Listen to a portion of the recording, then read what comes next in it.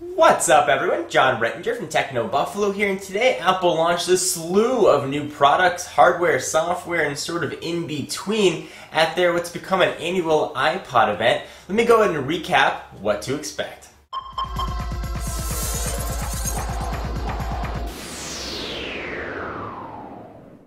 So if you see me look down or fiddle with some notes, the keynote and conference just ended. Actually, Chris Martin from Coldplay is still singing as I'm recording this, but we'll talk about that in just a minute. And I'll start at the beginning where Steve Jobs began his keynote. So first, gave some iOS updates. 120 million iOS devices have been sold, which is pretty impressive, and 200 apps are being downloaded every second. So like, boom, 200 apps, which is pretty cool. Gave some updates on new stores in Shanghai and Paris. And then he announced iOS 4.1, which is going to be out next week for iPhone and iPod Touches with a ton of sort of new features, including bug fixes, Bluetooth fixes, which I definitely experienced. Bluetooth wasn't always pairing with devices and would lose the pairing, proximity sensor fixes, and something new in the camera called HDR, which stands for High Dynamic Range Photos. Essentially what that does is when you snap a picture with your iPhone, it takes three pictures, one normal one underexposed, one overexposed, and it's going to combine them all into one image, which is going to create a much richer picture. And if you don't want that HDR image, it's also going to store, if you'd like it to, the regular image as well, so you can see the difference and sort of pick the one that's best for you, which is kind of cool. It's going to be built into iOS 4.1. You're also going to be able to upload HD videos to YouTube when you're connected to Wi-Fi, which has been one of the big complaints of iOS 4.0, so that's pretty cool. And also Game Center, which was demoed first when we saw a beta of iOS 4, is now going to be live, which you're going to play games with other people. Really most iOS games you'll be able to play with other people, see leaderboards, invite friends, accept invitations, sort of get your whole gaming experience online, which is pretty neat.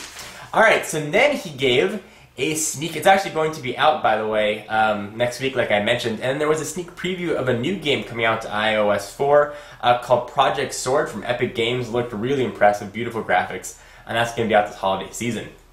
Then he also gave a sneak preview now of iOS 4.2, which is going to be coming out later this year, probably in the November timeframe. And that one was mostly about the iPad. The iPad is not running iOS 4. We don't have multitasking or folders or any of that other stuff. But the first time you've really seen it up and running on an iPad. So there are some sort of cool new features you can expect with iOS 4.2. And this will also be true or some of it will be true at least, with the iPhone 4 and the iPod Touch. So first, wireless printing, which is fantastic. So if you're in the Pages app, for example, on the iPad, you'll be able to print right to your printer if you're connected over a network. He didn't mention that the wireless printing was going to work on devices other than the iPad.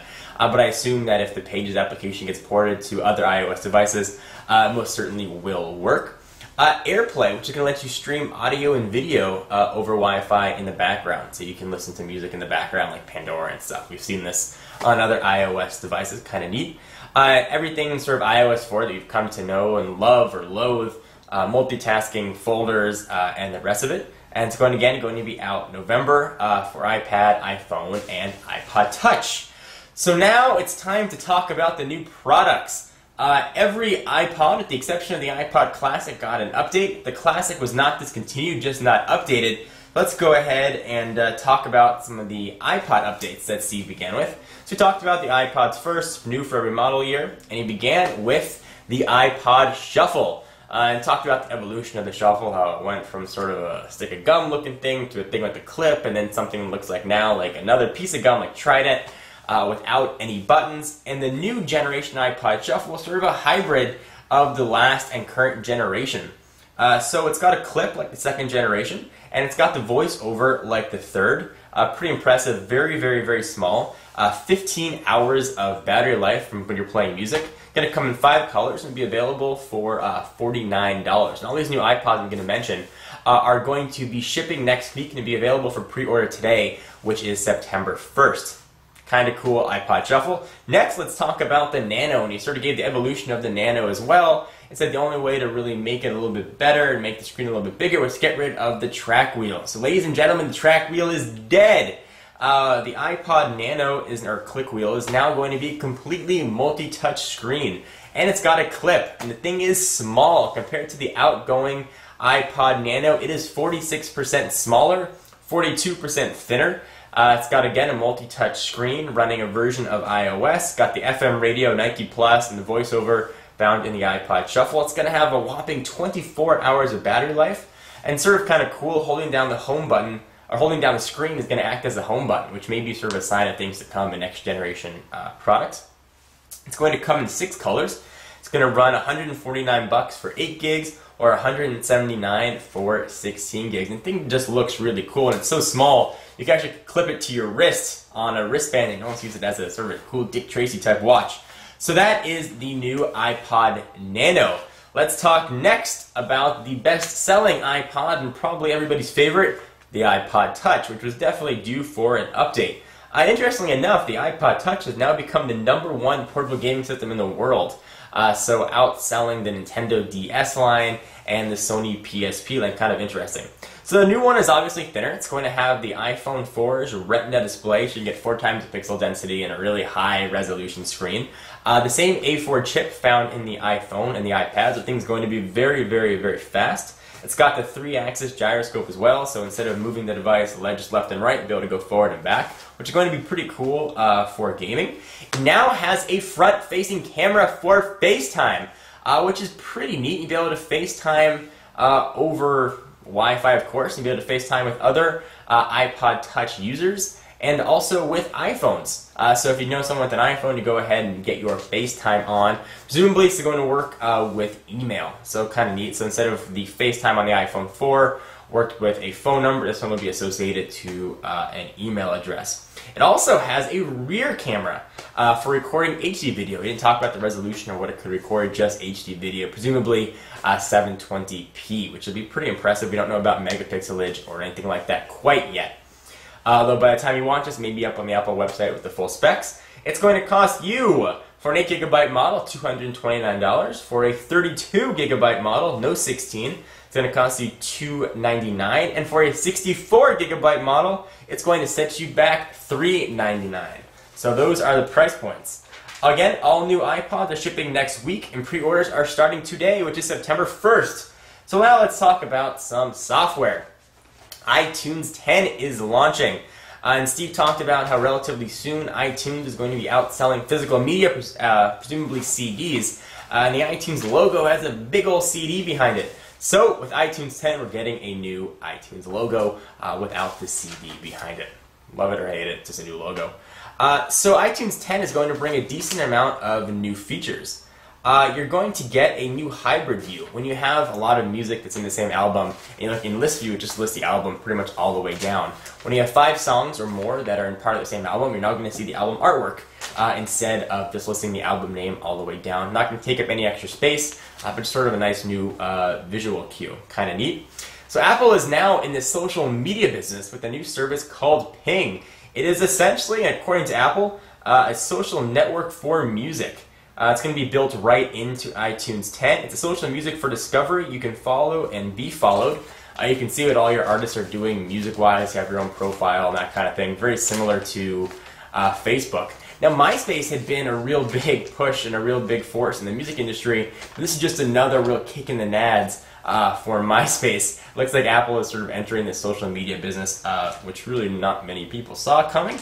But this is going to be the new Ping service. You have the ability to sort of create a circle of friends, so you can set how many people are going to see what music you're downloading, or what concerts you went to, or what iTunes songs, whatever music-related stuff you want people to see. And presumably it's not going to be just music-related. Apple can say it's just for music, but you can post whatever you want to post.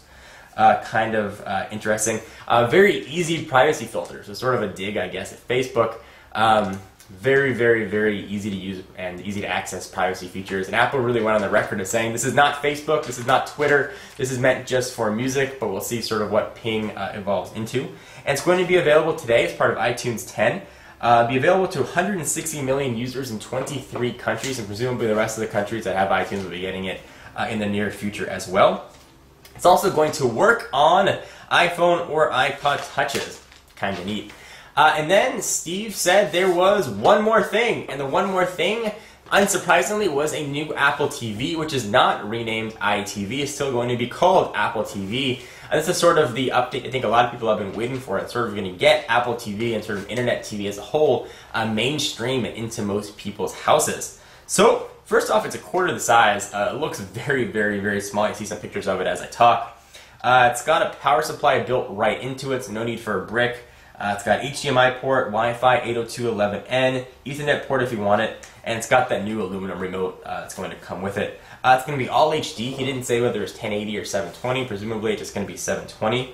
It's all rental based, so there's no purchases, which is also going to mean there's no onboard storage. We'll talk about that in just a minute. Everything is going to be streaming, so either streaming from Apple servers, you can stream from your computer if you want as well, and since there's no storage, you're not going to be syncing anything over, just grabbing content off your computer. So your desktop computer is going to have to be on, or a laptop I suppose, to be able to stream content right to the Apple TV. Pretty neat. $4.99 for first run Hollywood movies, so the day they're out on DVD, it'll be out to rent on Apple TV for just under $5. And again, the same day. Also now TV show rentals, and only 2 networks are on board right now, ABC and Fox, and shows are going to be 99 cents. Presumably it'll be the day that they show on television or the next day. Also kind of neat, we now have Netflix streaming on the Apple TV, and a lot of people are going to be asking, why would Apple put Netflix on the Apple TV when you're not going to maybe buy a movie that you'd rent, or rent a movie that you'd get from iTunes and now just watch it on Netflix? We'll talk about that in just a minute. We also have a YouTube viewer, a new YouTube player, and a new UI. So let's go ahead and talk about Netflix for just a minute, but before we do, let's talk about price. This is going to be $99, and that's why I want to talk about Netflix. Look at some players that played Netflix, like the Roku box, Xbox 360, PlayStation 3, Wii. Certainly those things do others, but a lot of people are buying them primarily for Netflix if you weren't playing games, the Roku specifically. Now you can just pick up an Apple TV, and people, I assume Apple's figuring, as long as people have it, maybe they're going to rent a movie or watch a TV show. Maybe they wouldn't have rented before. So Netflix is sort of the first taste of the drugs, I guess, to get you in the door, and hoping that Apple TV is going to keep you hooked and let you keep renting movies. So $99, it's down from, I believe, $229 from the previous generation Apple TV.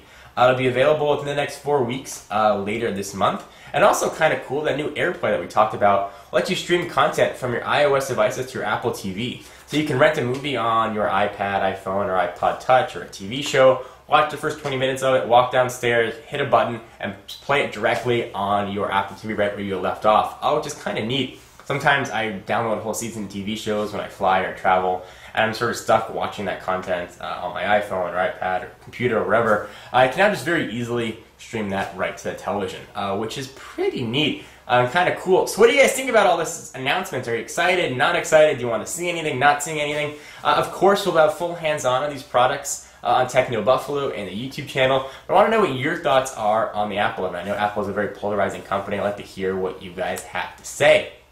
Anyway, I am John Rettinger from Techno Buffalo, and I will see you in the next video. Bye-bye.